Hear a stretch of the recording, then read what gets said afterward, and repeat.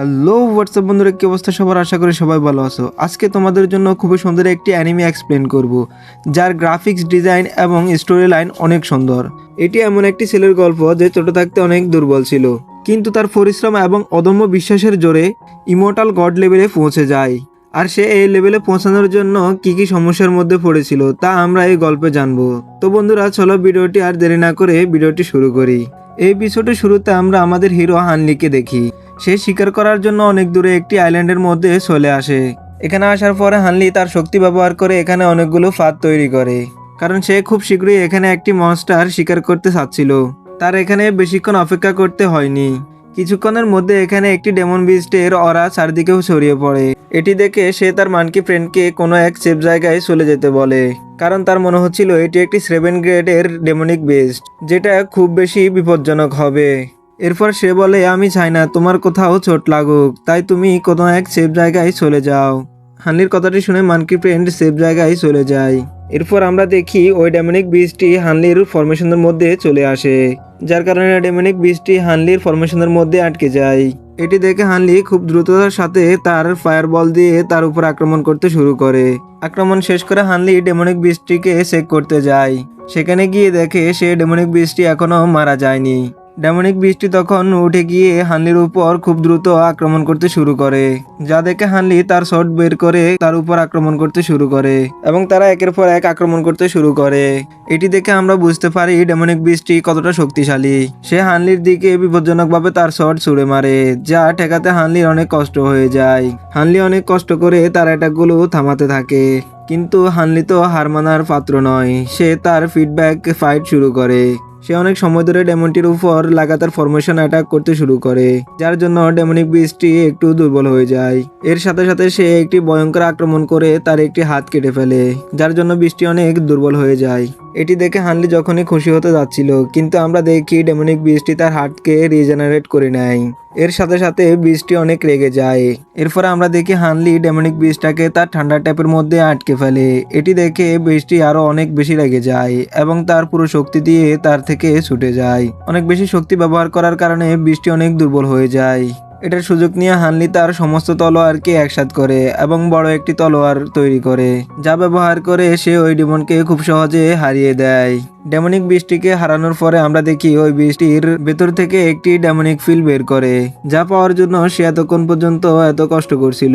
এটি দেখে তার মানকি ফ্রেন্ডটি আবার তার কাছে চলে আসে এবং সে অনেক খুশি হয়ে যায়। সে বলতে থাকে, তোমার ফাইটটি অনেক সুন্দর ছিল এবং তুমি অনেক শক্তিশালী, তোমাকে কেউ হারাতে পারবে না।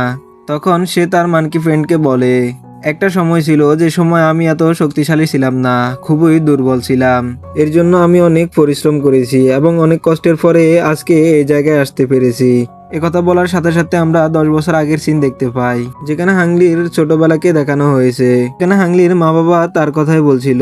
হাংলিকে বলে যে এখন তুমি কোনো একটি সেক্টকে জয়েন করতে হবে, কারণ না হলে তো আমরা ক্ষুধায় মারা যাব।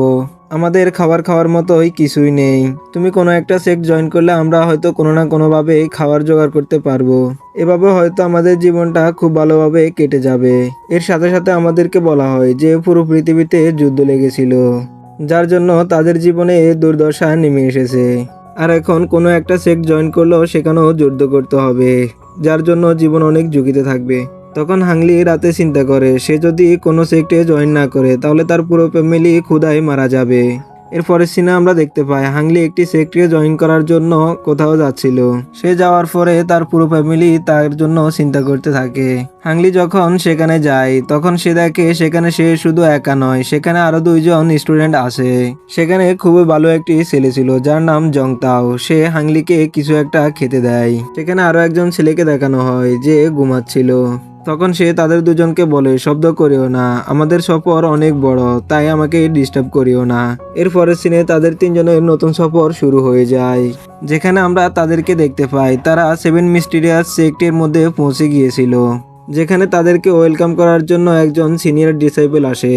সে এখানে এসে তাদেরকে অপমান করতে শুরু করে এবং তাদেরকে বলে, তোমাদের জামা থেকে গন্ধ আসতেছে। সে বলে, আমার মনে হচ্ছে তোমরা কাজটা থেকে এখানে চলে এসেছো। যেটা শুনে লুফি ভাই খুবই রেগে যায়। এরপর আমরা দেখতে পাই লুফি ভাইয়ের সাথে সিনিয়র ডিসেবলের একটি দুর্দান্ত ফাইট শুরু হয়ে যায়, যেখানে সিনিয়র ডিসেবল খুব সহজে লুফি ভাইকে অনেক মারধর করে। এটি দেখে জংটাই তাকে সাহায্য করতে আসে। এর সাথে সাথে হানলি ফাইট বন্ধ করার জন্য চেষ্টা করতে থাকে। হাংলি বলে এসব কিছু বন্ধ করো, যদি এগুলো করো তাহলে হয়তো আমাদেরকে এই সেক্ট থেকে বের করে দেওয়া হবে।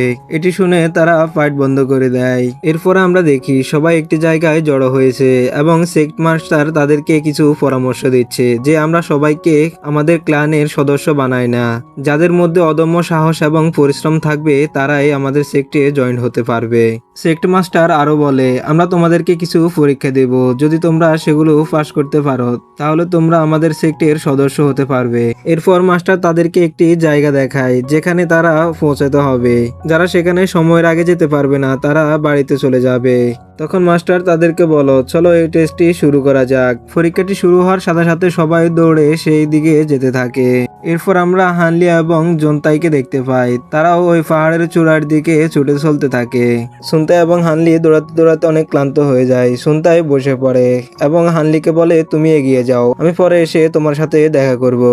এরপর আমরা দেখি হানলি রশি ধরে পাহাড়ের উপরের দিকে উঠতে থাকে, কিন্তু এখানে এটা এত সহজ নয়, কারণ এখানে একজন অন্যজনকে ফেলে দেওয়ার চেষ্টা করতে থাকে, কারণ তারা চায় না তাদের আগে অন্য কেউ পৌঁছে যাক। কিন্তু আমরা হানলিকে দেখতে পারি সে বিশ্বাসের সাথে উপরে উঠতে থাকে এবং সে হার মানতে চাচ্ছিল না, কিন্তু সে অনেক কষ্ট করার পরে সে পাহাড়ের উপরে উঠতে পারে। ওখানে পৌঁছানোর পর সে দেখতে পায় জংতাই তো সেখানে ইতিমধ্যে বসে আছে। সে জনতাইকে প্রশ্ন করে তুমি এখানে বসে আছো কেন?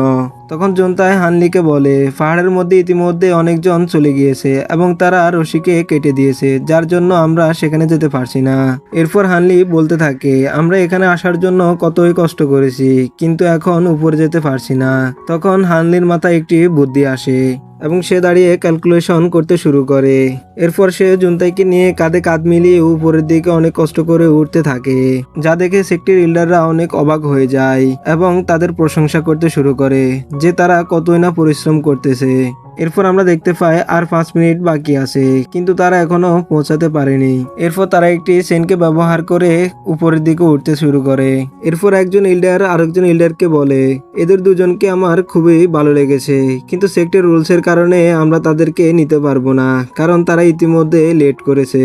এরপর সে ওই সেক্ট মাস্টারকে বলে রুলস কি একটু ব্যতিক্রম করা যায় না? এরপর মাস্টার তাদেরকে বলে আমরা উলফ গ্যাংকের সাথে ফাইট করব, যার জন্য আমরা এদেরকে নিতে পারবো না, কারণ এর জন্য হয়তো আমরা হেরেও যেতে পারি। এটি শুনে সেক্ট মাস্টার খুবই নিরাশ হয়ে যায়, কারণ সে জানতো সেক্ট মাস্টার ঠিক বলতেছে। এরপর সে সেখানে উপস্থিত হওয়া সকল ডিসেবলকে বলতে থাকে তোমরা এই পরীক্ষায় পাশ করেছো, এখন থেকে তোমরা আমাদের সেক্টের সদস্য। এরপর সেক্ট মাস্টার তাদেরকে বলে আমরা আগামী কয়েক বছর তোমাদেরকে ট্রেনিং করাবো, যেখানে তোমরা অনেক শক্তিশালী ওয়ারিয়র হয়ে উঠবে। সেক্ট মাস্টার তাদেরকে এগুলোই বলতেছিল, ঠিক তখনই পেছন থেকে হাংলি এবং জংতাই উঠে আসে। এরপর সেক্ট মাস্টার তাদেরকে বলে পরীক্ষার সময় শেষ হয়ে গেছে আর তোমরা দেরিতে এসে পৌঁছেছিলে, তাই তোমাদেরকে আমাদের সেক্টের সদস্য বানানো যাবে না, কিন্তু তোমরা দুজন হার মেনো না, আবার পরের বছর পরীক্ষা দিতে এসো, হতেও পারে তোমরা দুজন পরের বছর পাশ করবে। এটি শুনে তারা দুজন খুবই হতাশ হয়ে যায় এবং একে অপরকে বলতে শুরু করে যে আমরা কতই না পরিশ্রম করেছি, কিন্তু আমরা এই সেক্টের সদস্য হতে পারিনি। এরপরে আমরা দেখতে পাই সেখানে একজন সিনিয়র এল্ডার চলে আসে। সে তখন তাদের দুজনকে বলে তোমরা দুজন আমার সাথে আসো, আমি তোমাদের দুজনকে আমার পার্সোনাল ডিসেবল বানিয়ে নিয়েছি, তাই তোমরা আমার সাথে প্র্যাকটিস করবে। এরপরে এই এপিসোডটি এখানে শেষ হয়ে যায়। তো বন্ধুরা ভিডিওটি কেমন লেগেছে কমেন্ট করে জানাবেন, আর এই অ্যানিমেটির পরের পার্ট দেখতে চাইলে কমেন্টে পরের পার্ট লিখে যাবে।